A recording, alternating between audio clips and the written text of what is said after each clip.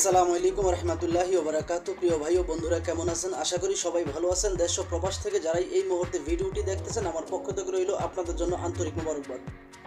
আমি চাই আপনারা সবসময় ভালো থাকেন, যে দেশেই থাকেন না কেন, যে কাজই করেন না কেন, আপনারা যেন সবসময় ভালো থাকেন। আল্লাহ তাআলা রব্বুল আলামিনের কাছে এই প্রার্থনাই করি, প্রিয় মালিক যেন আমার প্রিয় প্রবাসী ভাইদেরকে ভালো রাখে, সুস্থ রাখে সর্বদা। তো প্রতিদিনের মতো আজকে আবারও চলে আসলাম নতুন একটা ভিডিও নিয়ে, যে ভিডিওতে থাকবে গুরুত্বপূর্ণ কিছু তথ্য। আশা করি ধৈর্য সহকারে সম্পূর্ণ ভিডিওটা আপনারা দেখবেন। নিশ্চয়ই সেই ভিডিওটা দেখলে আপনাদের যারা সবসময় প্রতিবেদন দেখেন এবং কি প্রতিবেদনে মেয়েদেরকে বিয়ে করার চিন্তা ভাবনা করেন, আশা করি আপনাদের জন্য উপকার হবে, আপনাদের কাজে আসবে।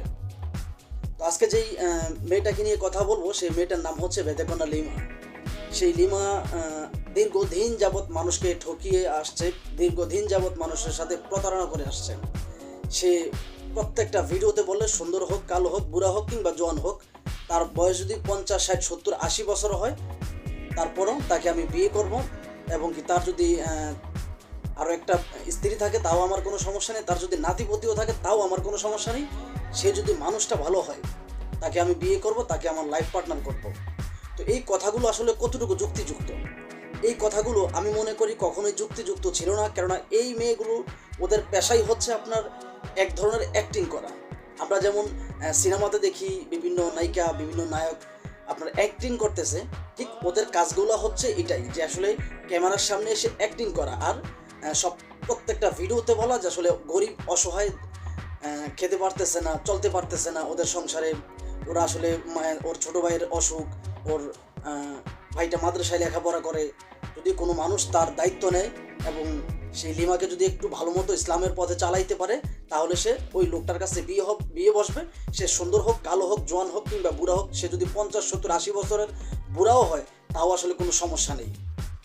তো আমি একটু তথ্য ঘাটাঘুটি করে দেখলাম যে আসলে এই মেয়েটা অবিবাহিত না, এই মেয়েটা বিবাহিত। এবং এই মেয়েটার বর্তমানে হাজব্যান্ড আছে, ওর সন্তান আছে, কিন্তু প্রত্যেকটা ভিডিওতে কিন্তু ও বলে ও কিন্তু অবিবাহিত। কিন্তু আজও তো সত্য কথা হচ্ছে এই মেয়েটা বিবাহিত, ওর বর্তমানে হাজব্যান্ড আছে। এবং কি এই যে প্রতিবেদন করে বিভিন্ন প্রবাসীদের সাথে আকাম কুকাম করে যেভাবে টাকাগুলো ইনকাম করে, সেই ইনকামের টাকা দিয়ে কিন্তু ওরা বিলাসবহুল জীবনযাপন করে।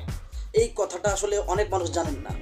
আর আমি জানি আমার কথাগুলো আপনারা বিশ্বাস করবেন না। আমার ভিডিওর স্ক্রিনে এই পাশে দেখেন একটা ভিডিও চলতেছে, টিকটক ভিডিও। সেই টিকটকের মধ্যে গেলেই কিন্তু ওদের সমস্ত ভিডিওগুলো পাওয়া যায়। শুধু যে লিমার ভিডিও পাওয়া যায় বিষয়টা কিন্তু এমন না।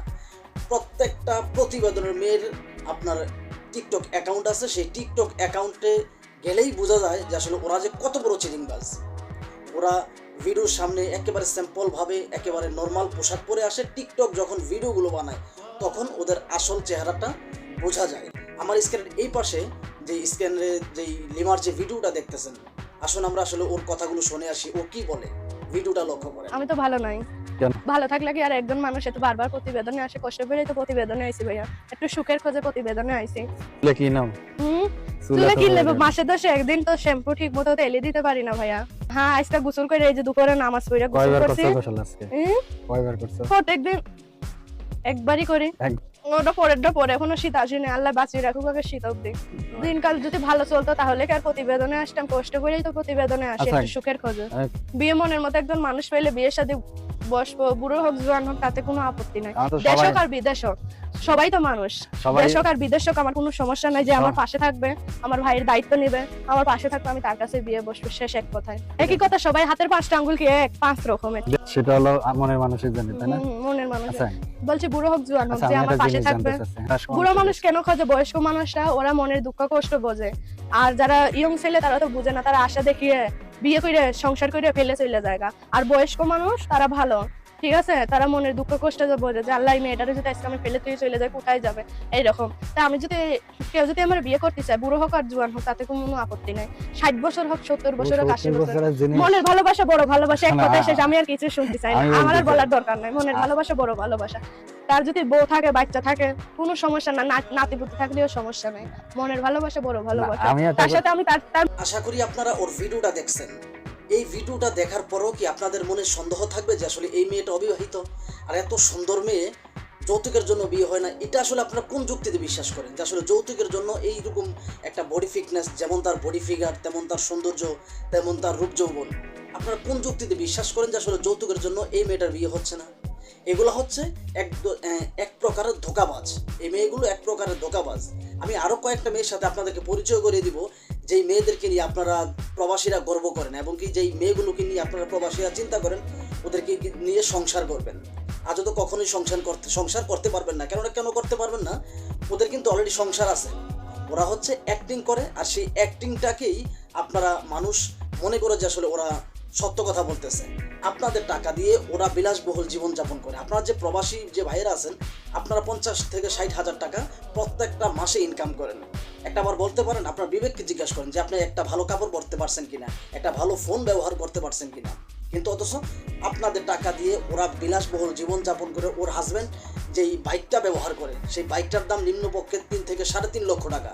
ও যে ঘরের মধ্যে ঘুমায়, সেই ঘরটা আপনার লক্ষ লক্ষ টাকা খরচ করে সেই ঘরটা নির্মাণ করা হয়েছে, সেই বিল্ডিংটা নির্মাণ করা হয়েছে। টাকা কিন্তু আপনাদের টাকা দিয়ে বিলাসবহুল জীবনযাপন করে ওরা। তাহলে আপনারা কি পাইলেন? দিন শেষে সবচেয়ে বড় প্রতারণার শিকার আপনারাই হলেন। আমাদের বাংলাদেশের যে পুলিশ প্রশাসন আছে, তারা আসলে এগুলো কখনোই দেখে না, আর দেখলেও তারা চুপ করবে না। তারা তো আসলে চুপ করে থাকবে সবসময়, তার কারণ হচ্ছে তারা রাজনীতি নিয়ে ব্যস্ত। এদিক দিয়ে যাদের রেমিটেন্সের টাকায় দেশ চলে, তারা কিভাবে বাস্তবিক করতেছে, তাদেরকে সাথে কিভাবে কোন মানুষ প্রতারণা করতেছে, এগুলোর সাথে প্রশাসনের কোনো আপনার আক্ষেপ নাই। তারা রাজনীতি নিয়ে ব্যস্ত। তো যাই হোক, প্রতিদিনের মতো এই ভিডিওটি আসলে কাউকে উদ্দেশ্য করে বানানো হয়নি, শুধুমাত্র সতর্কমূলক ভিডিও। প্লিজ কেউ খারাপ মন্তব্য করবেন না। ভিডিওটি ভালো লাগলে লাইক কমেন্ট শেয়ার করবেন, চ্যানেলটি সাবস্ক্রাইব করে আপনাদের পাশে থাকার সুযোগ দিবেন। আসসালামু আলাইকুম ওয়া রাহমাতুল্লাহি ওয়া বারাকাতুহু।